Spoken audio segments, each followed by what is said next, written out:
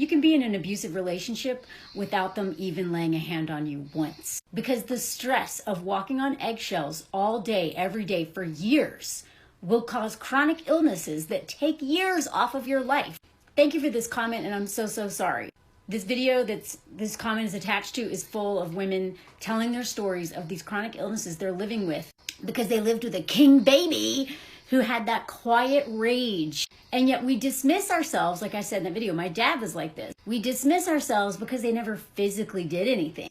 But living with the threat that they might do something, even if they never do, messes with your nervous system and leads to, all kinds of like autoimmune stuff, cancer, all kinds of stuff. So I really wish we would stop downplaying the effects of king babies who have the quiet rage and not so quiet rage sometimes. Look at my dog sleeping, by the way. Aww. I first realized how problematic this was when I was reading like the autobiography of Virginia Woolf. I actually just read this book recently. It's pretty good. And I related so much to her story, by the way. She's a survivor of incest from her stepbrothers, which absolutely explains why she was, schmooicidal and had mental issues her whole life. But her dad was also a king baby.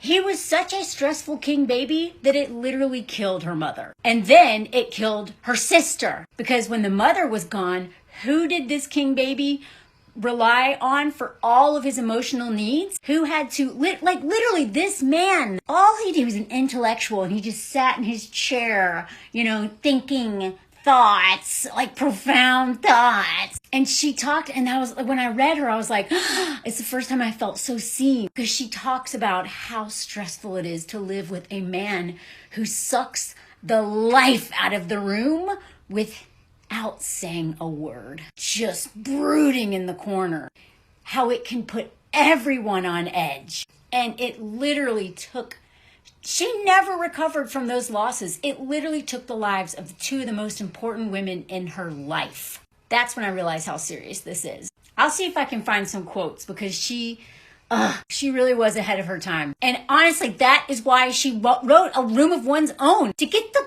hell away from king baby. She knew that a woman cannot make art or write or do anything for themselves if they don't have space away from the quiet raging king baby. God. That's why I always have a room. That's why I have my room, my office. I have an office. Because even though my husband isn't a king baby, I am so programmed to have a thermometer up his butt that I literally have to separate myself to not be hyper vigilant. Oh, it's madness.